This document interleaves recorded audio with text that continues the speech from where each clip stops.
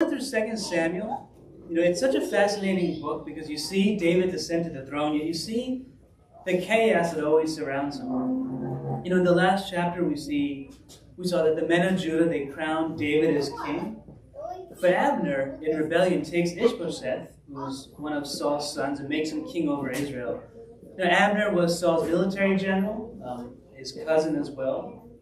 Now, Joab, who was David's nephew, and Abner's general, they agreed to meet and have this confrontation between the men. Nothing good comes out of this. This is a bloody battle scene. All the men, many men die. But in the midst of this, Asahel, which is Joab's brother, he tries to pursue Abner, who's a very skilled military general, and tries to kill him. He probably thinks because he's so fast that he can kill the general.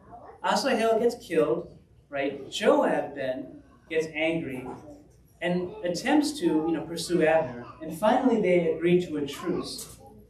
Now, if this bitterness doesn't end, you're going to see how this plays into this chapter. Because Joab's not going to forget about this. And in chapter 3, the Bible starts like this in verse 1. Now there was a long war between the house of Saul and the house of David. But David grew stronger and stronger, and the house of Saul grew weaker and weaker. Now this verbal truce between Joab and Abner, if you remember in the last chapter, it doesn't last long at all. They agree to stop fighting, and they hope that the war will end. But this war continues between the house of Saul and the house of David. Human nature and the flesh is always prone, it's always inclined to fight and strive. And verses 2 to 5, sons were born to David in Hebron. His firstborn was Amnon by Ahinoam, the Jezreelitess. And we're going to see some of David's wives here. His second, Chileab, by Abigail, the widow of Nabal, the Carmelite. Remember Nabal, he was a fool, right? He died quickly. David takes Abigail as his wife. The third, Absalom, the son of Maacah, the daughter of Talmai, king of Jeshurun. The fourth, Adonijah, the son of Haggith. The fifth, Shebatiah, the son of Abithal. The sixth, Ithream, of David's wife, Eglah. These were born to David in Hebron. Now, David had many wives, but there are only 8 that are named. We can read more about them in 1 Chronicles chapter 3, verses 1 to 3. But what's interesting, he'll have 6 sons here. These are, in verse 2, these are the sons in Hebron. In Jerusalem, he's going to have 9 more sons. Now, the Holy Spirit, I believe, mentions this because it's going to set up what you're going to see so much tribulation in David's life, because he's also going to have concubines apart from these wives. And so many people look to texts like this and other stories in the Old Testament, and they use this as proof against traditional marriage. David disobeyed God in this area. Right? We read in Deuteronomy 17:17, the order and manner of kings. We read in Genesis 2:24, God gave one man to be the husband of one wife. And all these sons will cause grief in his life. Now what's interesting here, people now, they justify different types of marriages or relationships with biblical texts. There was a book that recently came out. It was called Savage Love. It's by a guy named Dan Savage, and he coined the term monogamish. And what they do is they use things like the theory of evolution. They use biblical texts, and they basically explore these ideas of occasional partners outside of marriage, right? And there's something he coined in the book called the 100-mile rule, where you can sleep with someone else as long as you're 100 miles from home. Like, it's crazy, right? It's crazy to us, but to the world, it just seems okay, right? Another types of relationships include like swinging, polyamory, polyfidelity. These are types of arrangements people actually believe in, right? Where you have multiple partners, sometimes an exclusive group of people, sometimes not. But the idea is this: apart from the biblical text, people look at the theory of evolution and they figure we're just animals, right? They use biblical texts and they justify these strange and awkward types of relationships. Now you look at the fruit of this in David's life, right? If you take this at face value, look at the fruit in David's life. Amnon, right, his son, will rape his half-sister Tamar, and he'll later be killed by Absalom. Absalom, if you remember, he's going to start a conspiracy against his own father, right? Adonijah, right, his other son, he'll try to usurp power from David and take the throne. Adonijah will then sleep with David's concubines, right, and eventually be executed. But the idea is this: none of this turns out well. Right? People use these texts, but they don't actually follow through and see what else will happen. See what happens in the Bible. But verse 6, now it was so, while there was war between the house of Saul and the house of David, that Abner was strengthening his hold in the house of Saul. Now, it would appear that Abner's support of Ishbosheth is in self-interest. He doesn't care about Ishbosheth. He more cares about his own power. And verse 7, and Saul had a concubine whose name was Rizpah, the daughter of Joab. So Ishbosheth said to Abner, why have you gone into my father's concubine? In this age, though Saul had died, his harem was considered exclusive. In ancient culture, the harem would actually pass to the next descendant, or if the king died, they would remain, celibate the rest of their lives. But this was ancient law. And so taking a harem, or taking a concubine, was considered sexual immorality and treason in the midst of this. Biblical commentator Baldwin says this: to take the wife or concubine of the late monarch was to appropriate his property and make a bid for the throne. And here's why this is going to get interesting. In verse 8, then Abner became very angry at the words of Ishbosheth and said, am I a dog's head that belongs to Judah? Today I show loyalty to the house of Saul your father, to his brothers and to his friends. I had not delivered you into the hand of David. And you charge me today with the fault concerning this woman? So Abner, he's furious, right? He denies his application. He says, what are you talking about? Now, we don't know if this is true or if this isn't true. But whether true or false, it's interesting how just a simple accusation can get us into so much trouble. The Bible says this in 1 Peter 5:8, be sober, be vigilant, because your adversary, the devil, walks about like a roaring lion, seeking whom he may devour. Sometimes Satan can use a false accusation to destroy us. It's amazing how many careers or how many relationships are simply destroyed by a false accusation, or maybe having a private conversation with someone, and then they suddenly come back and they accuse you of saying something that you never said. A good lesson in all this is this: we shouldn't be slaves to people's perceptions, but we should try to live with healthy accountability, right? Especially in great situations, so we can be free from accusation. I think about how easy it is. And I take this example, right? If you're at work and you're having a conversation maybe with an employee or someone who's subordinate to you, and you have a healthy conversation and they walk out of that meeting and they now go to someone else and they accuse you, whose word is true, right? Is it their word? Is it your word? Or is there a camera in the room? Is anyone watching? Satan's always looking for opportunities to accuse us. As a teacher, I've had accusations against me. You're not doing this, you're not doing that. The kids are running here, the kids are running there. I remember one time I got so mad, I said, you know what? Why don't you come in and watch your son the whole day in my class? Literally, watch me teach for 8 hours. And the funniest thing, and the accusation was the kid was misbehaving because I wasn't watching them. And the student was autistic, so he literally gets up about an hour into my teaching, right? And he just runs out the hallway. Normally I would go get him, but it was such joy in my heart to watch the parent get up and just run down the hallway after the kid, after accusing me of being a bad teacher. But the idea is this: Satan's always looking to accuse us. He's always looking to bring accusations against us through people. Whether Abner did or didn't do this, we don't know. But verse 9, may God do so to Abner, and more also, if I do not do for David as the Lord has sworn to him, to transfer the kingdom from the house of Saul, and to set up the throne of David over Israel and over Judah, from Dan to Beersheba. And he could not answer Abner another word, because he feared him. So what's happening here? Abner now, he's switching sides. He was once loyal to Ishbosheth. He gets accused. Now he said, you know what, Ishbosheth? I don't need you. He switches loyalty so quickly. Isn't it amazing how quickly people can turn their back on you? Isn't it amazing how people, maybe even people that are your family, can suddenly just turn hostile against you. Abner switches sides. If you read what he says carefully here in verse 9, he even acknowledges that David was the man chosen to be king. You see, Abner did the right thing because God's choice was for David to be king, but his motive was wrong, right? He's switching sides for the wrong reason. In verse 12, then Abner sent messengers on his behalf to David, saying, "Whose is the land?" Saying also, "Make your covenant with me, and indeed my hand shall be with you to bring all Israel to me." And David said, "Good, I will make a covenant with you. But one thing I require of you, you shall not see my face unless you bring Michal, Saul's daughter, when you come to see my face." So Abner and David, suddenly they're friends again, they make a covenant. David asks for one thing. He says, "Please bring back my first wife, Michal." Michal was Saul's daughter, David's first wife. When David went to the Philistines and Saul was chasing after him, if you remember, he gave away Michal.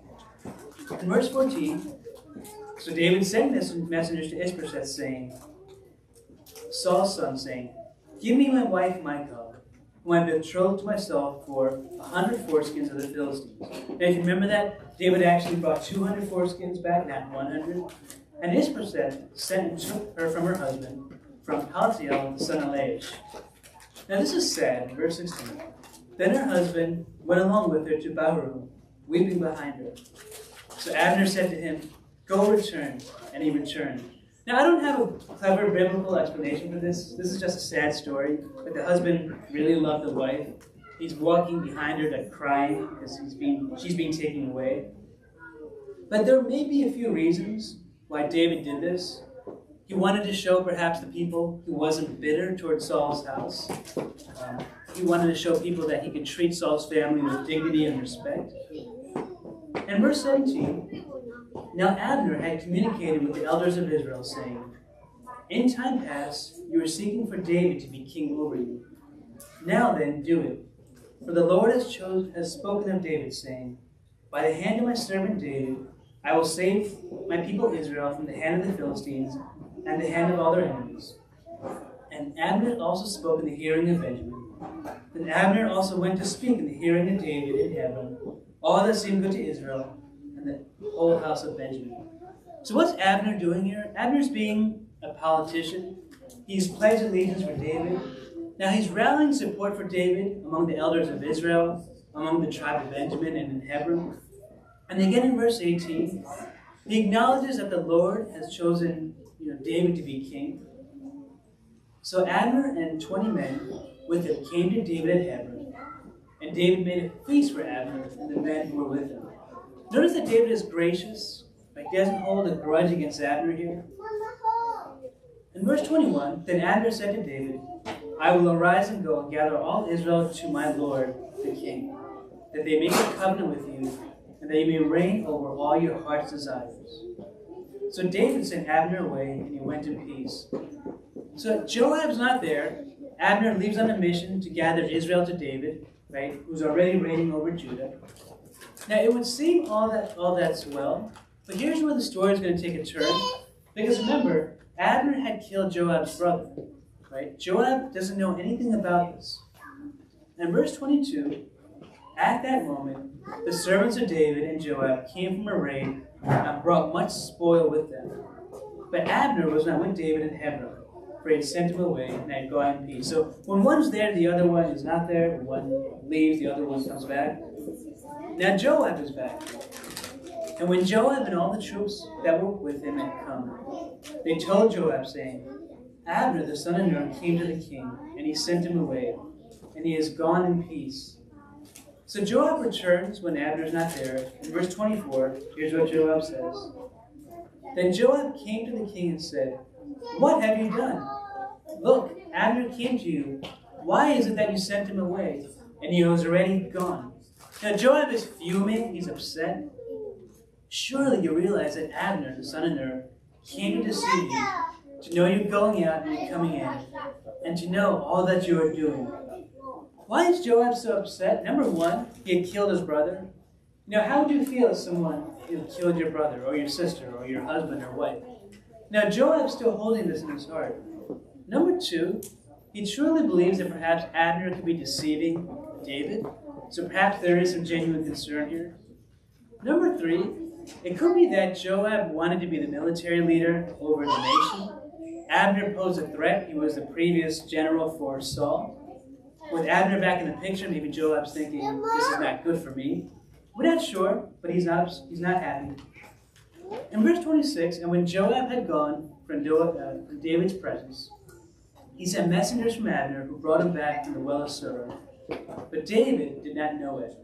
All this is happening right behind David's back. Now when Abner had returned to Hebron, Joab took him aside in the gate to speak with him privately. Notice what he does here. He stabbed him in the stomach so that he died for the blood of Asahel, his brother. Joab finally he gets revenge for his brother's death. You know, the lesson for you and I is this. How often do we hold on to bitterness? But for you and I, we should allow space in our hearts for God to work and work out our anger. Because here's what happens. We should allow vengeance to God. We should allow vengeance.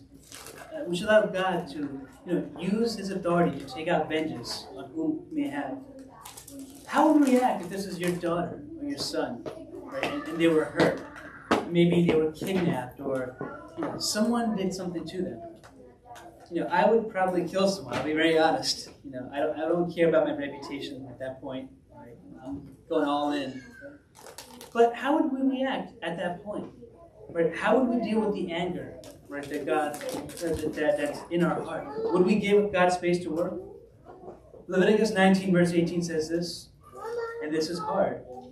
You shall not take vengeance nor bear any grudge against the children of your people, but you shall love your neighbor as yourself. Romans 12:19 says this, Beloved, do not avenge yourselves, but rather give place to wrath, for it is written, Vengeance is mine, I will repay, says the Lord. You know what's interesting? Oftentimes, we are less self-aware of our bitterness than we want to believe. Joab here, who was bitter about Abner this whole time, it finally comes out when all this comes into play. You ever think that we could be secretly bitter? Maybe unconsciously bitter, and not even know that we're bitter? It happens at work with our careers. The bitterness can build up over a decade. You can ask yourself, why am I doing this? Why am I stuck at this job? Why have I been stuck here for 10 years or 20 years? Why am I not getting paid this amount? For me, I always think, I love my job right now, but God, why did I start so late in my career? I wish I did this when I was 20. I love my job.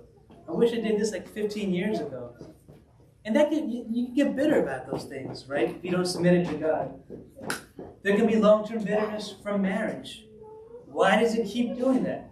Why are his socks always on the floor? Why does she keep saying that? Why can't she just clean up? Why can't he just do that? Right? The bitterness can build up year after year with bad habits of things that we do. We can be bitter about health issues. Why is it that person is so healthy and I can barely get up, right? That bitterness can just grow in our hearts, right, toward God. And the question we have to ask ourselves is this. How do we resolve that? What do we do with that? Do we swing the sword like Joab did? We can easily take up the sword and start swinging. We can suppress the pain in the healthy ways. We can try to blame others, right? It can destroy relationships. It's amazing how bitterness can just come out in so many different ways. That it can come out against the wrong people. That you can take it out against innocent people. But for you and I, we need to take time and learn. We need to learn how to do this, how to release the bitterness that's in our heart and give it to God. I love the story of Joseph. Joseph says in Genesis 50, verse 20, You meant it for evil, but God meant it for good. Can we say that if someone hurts our kid? Can you say that if someone breaks into your house and steals everything you have? Can you say that if you lose everything? That the world meant it for evil, but somehow God means it for good? Afterward, when David heard this, verse 28, he said, My kingdom and I are guiltless before the Lord, forever the blood of Abner, the son of Ner. So David's not happy about this. Let it rest on the head of Joab and all his father's house, and let there never fail to be in the house of Joab one who has a discharge or is a leper, who leans on a staff or falls on a sword, or who lacks bread. So Joab and Abishai, his brother, killed Abner because he had killed their. So Joab and Abishai, his brother, killed Abner because he had killed their brother Asahel at Gibeon in battle. David approves none of this. This will tarnish his reputation. David is not a bloodthirsty man who enjoys killing innocent people here. He's going to pronounce a curse on Joab. Remember, this is his own nephew, right? He's going to pronounce a curse on Joab's own descendants. Now, in the Old Testament, Joab's going to prove to be a loose cannon, right? He's just going to be trouble. David, here's what's going to happen, right? David's going to issue a command, right, to not kill Absalom in the midst of the rebellion. Joab will go and he'll kill Absalom with 3 javelins, right? Joab's a loose cannon. Joab will kill his cousin Amasa, right? He'll do Judah style. He'll grab him by the beard, right? He kisses him and then he kills him. Joab will later conspire with David's son Adonijah when David's on his deathbed to take the throne, even when he knows Solomon is designed to be king. One of the first things that David will tell Solomon when David's on his deathbed, he's going to tell Solomon to execute Joab. Right? Joab's just going to be a loose cannon. He's going to be trouble. But what's interesting about David is this. David doesn't side with his family, but he takes the side of righteousness. You know what I find in a lot of tight-knit family cultures, not just the Indian culture, but it could be the Hispanic culture or any Asian culture, right? There's always a tendency to side with your family, right? Even when you know it's wrong. It's like, blood before brothers, or whatever the saying is, but you always tend to side with your family, even if you know that your family is wrong. It happens in social circles. It can happen in large institutions. I was reading a story in the New York Times the other day, and the story was a wife who is separated now from her ex-husband because of abuse. And this has been like 5 or 6 years, but 5 or 6 years later, she comes to find out that at the beginning of their marriage, which is like 15 years ago, the husband's family hid from the wife, now the ex-wife, the fact that he had abused one of their stepdaughters, or someone's stepdaughter. Right? So think about this. They're getting engaged, they're getting married. The husband's family knows that he's an abuser. They hide all of this from the next wife. Years later, this guy ends up doing the same thing. It's interesting how human nature works. We tend to side with our family. We tend to side with our kin. But it happens in bigger institutions too. Think about it in the church community, in the Catholic Church, right? Think about how much cover-up there was, right, when many kids were being abused. And what's fascinating about that is this. Bishops actually knew what was happening, right? When there was a priest abusing a kid, the bishop knew. Other bishops knew.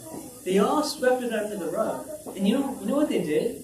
They actually just kept transferring the priest to different parishes around the country. That's how they kept it undercover. The same thing happens in the evangelical church. The same thing happens in different church communities. But what's interesting about David here, he doesn't side with his family. Right? He pronounces a curse on Joab. Right? He takes a side of righteousness here. In verse 31, then David said to Joab and to all the people who were with him, tear your clothes, gird yourselves with sackcloth, and mourn for Abner. And King David followed the coffin.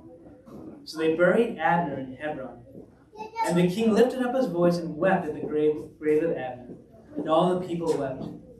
What's interesting here, David again, for the second time, we see him mourning for a man who was once previously his enemy. David's walking behind the coffin. He's weeping for Abner. In verse 33, and the king sang a lament over Abner and said, should Abner die as a fool dies? Your hands are not bound, nor your feet put into fetters. As a man falls before a wicked man, so you fell. Then all the people wept over him again. Now remember, Abner is a military general. Think of the Secretary of Defense of the United States. I don't know who it is right now, but imagine that person dying. The entire nation here, they're weeping.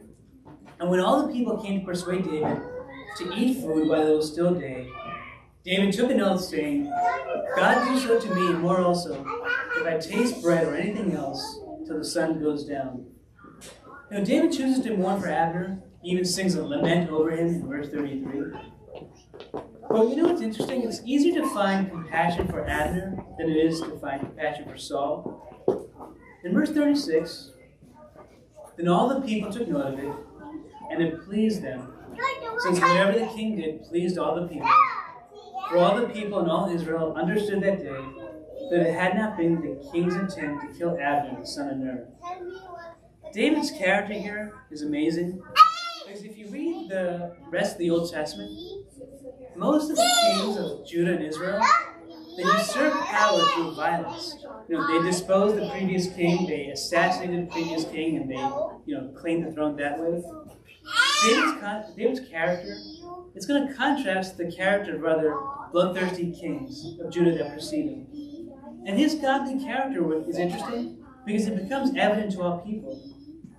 If you're in any position of influence or leadership, know this. Whether you're an aunt or an uncle or a manager or CEO, godly character establishes leadership. People may not like you, but they will usually respect you just for standing by your convictions. And they may not agree with your moral positions. They may not like the things that you say. They may not like what you stand for. But they will respect the fact that you stand for something. Jesus said this. Well, he said in John chapter 5 that light shines in darkness. But think about how godly character, how it shines in the dark world. If you're a believer or you're a Christian, you don't have to try too hard. People find out pretty quickly that you're a believer. When you don't go to the bar with them on Saturday night, when you don't gossip about other people, people find out really quickly that you're a person who loves Jesus. It becomes so evident in your character. It doesn't bother me. It's totally cool.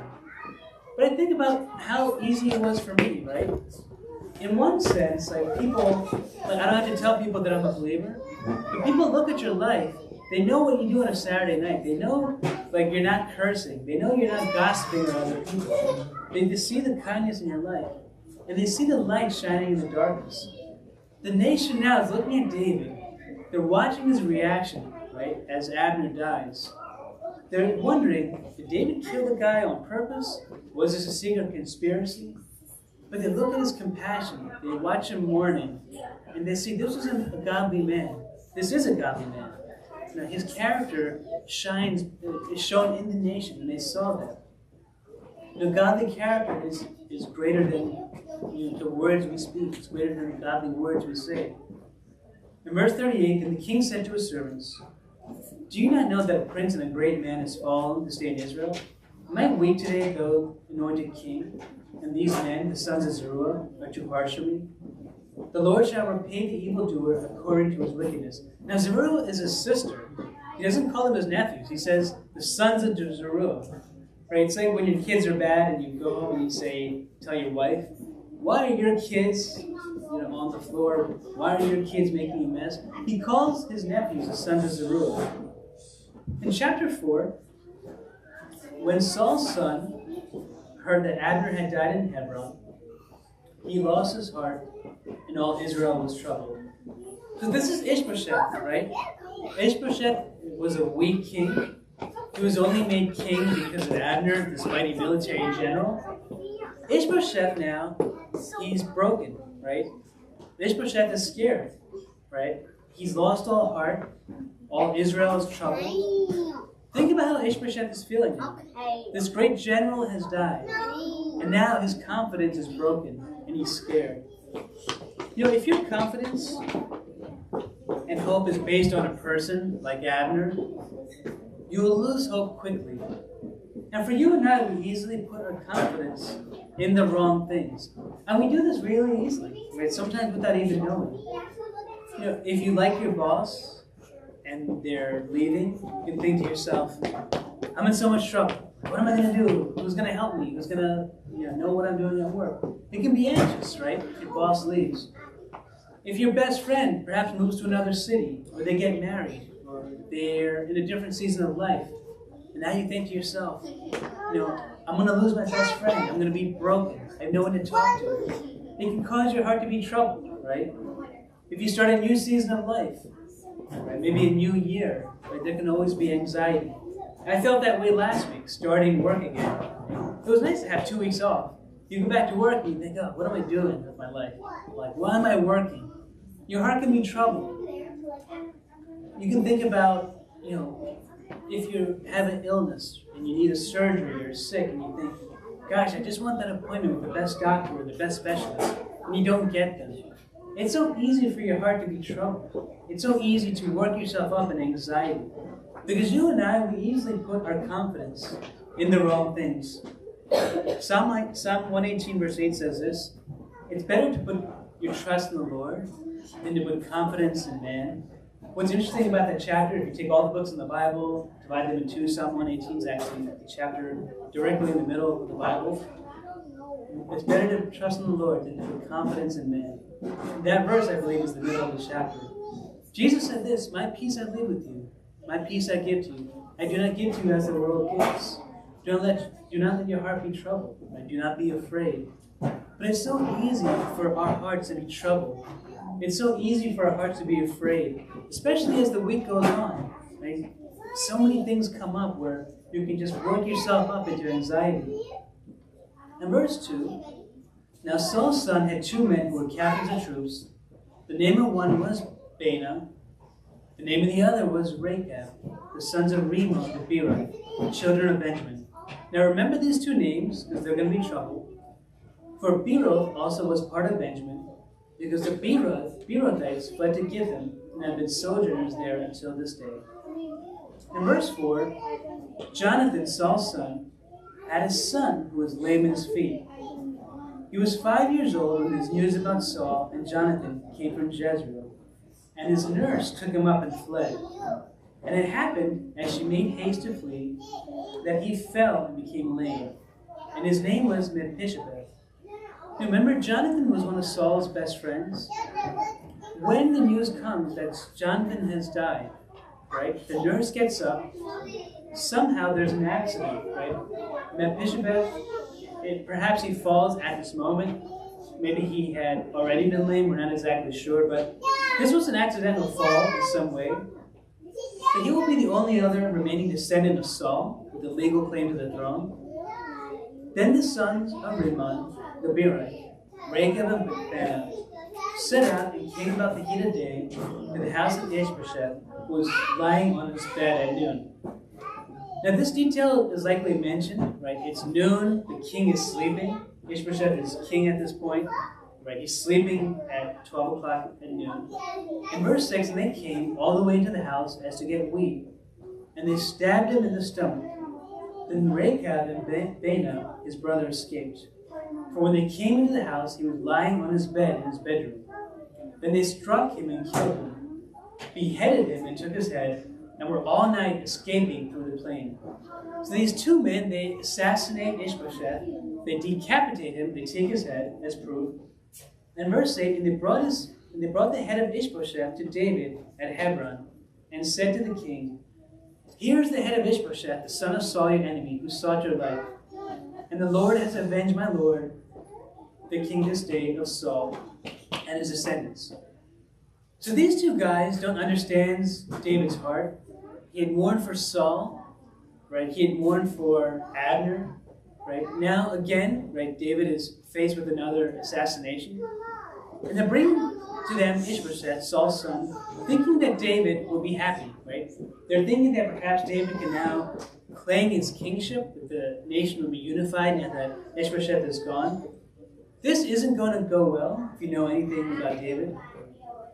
Now David answered Joab and Abner, his brother, the sons of Rimmon the Beeroth, and said to them, as the Lord lives, who has redeemed my life from all adversity, when someone told me, saying, look, Saul is dead, thinking to have brought good news, I arrested him and had him executed in Ziklag.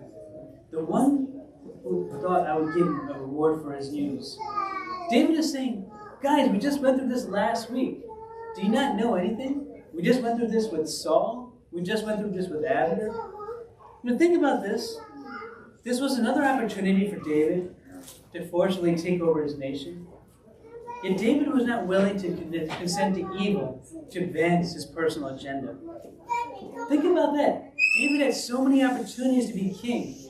After spending his life fleeing and running, losing his family and security, after having Saul run after him for a decade or 15 years, he finally has all these opportunities to be king.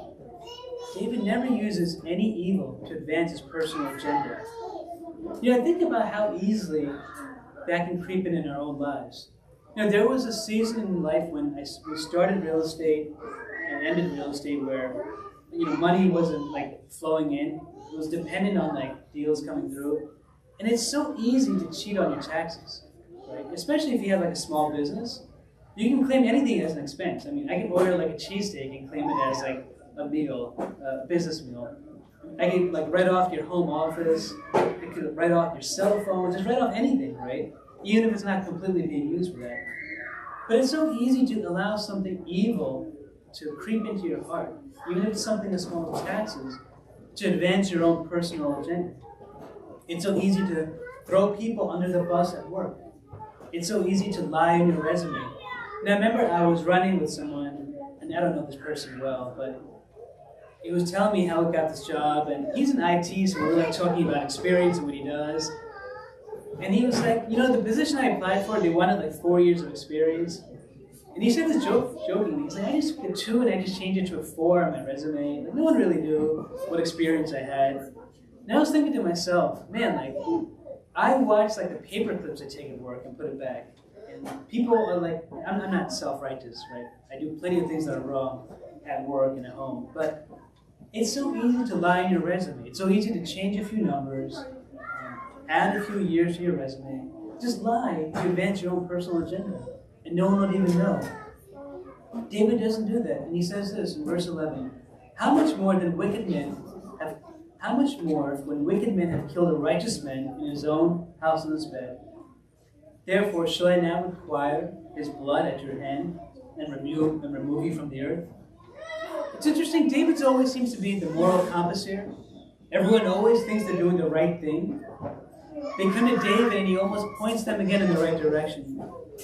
So verse 12, so David commanded his young men, and they executed them, cut off their hands and feet, and hanged them by the pool of Hebron. But they took the head of Ishbosheth and buried it in the tomb of Abner in Hebron. David acts swiftly, but he's also demonstrating to the people that he's just, he's fair. Again, he's treating Saul's sons with dignity when his father Saul had essentially put him in exile for 10 or 15 years. For you and I, it's one thing to be godly, but you know how many godly people I know that are just flat out mean? Godly people, our lives should be exemplified by fairness, by impartiality, governed by righteousness. Can we treat our enemies fairly? It's hard, right? But can we look at our enemy and apply fair judgment? Can you look at someone who has gossiped about you, or spoken behind your back, or a family member that maybe doesn't like you? Can you still be godly with them? Fair? And that's hard. You know what's sad? Christians have such a bad reputation for being mean. I remember one time I went to, after a prayer meeting, my wife and I don't know if you remember this, but we went to Denny's. And I remember thinking, this girl in our Bible study, how mean she was to the waiter. And I'm putting my head down, thinking, you can't be this obnoxious, can you? You're treating this waitress like she's a slave. I believe she complained about her food in a very, very, harsh way. Made her go back, come back and forth 3 times. And it was just disgusting to watch. You're a believer. You're a Christian. How can you treat people like this? You look at David's life. Even his enemies were treated like kings. Final takeaways as we conclude. Number 1, you look at Abner and you point your finger and say, he's a man of disloyalty. He's a man with a wandering heart. But like Abner, we're prone to follow the wrong king and have wavering loyalty. Yet David reflects the compassion and grace of Jesus by inviting him to his feast. For you and I, how much can our loyalty be sold out for? If you're humiliated, will we still be loyal to Jesus? If there's a financial cost, can we still be loyal to Jesus? And even in church culture, right, you can go to church and read your Bible and pray, but you can still have a heart that really is not submitted completely to God. But for many years of my life, I went to church because it was the right thing to do. I went to church for my friends because it was the only place to go where you could talk to your friends. But do we have the wrong king? Like Abner, where are our hearts? Number two, history shows that the natural inclination of people is to strive for power over other people, even through violent force. You know this at work. You know this, in families. Wherever there's a title, people will try to get it, and they'll step on you to get it. But for you and I, our lives should be marked by humility. 1 Peter 5, verse 5 says this, "Likewise, you younger people, submit yourselves to your elders. Be submissive to one another, and be clothed with humility. For God resists the proud, but gives grace to the humble." Everyone, everywhere, wants a title, even in church culture.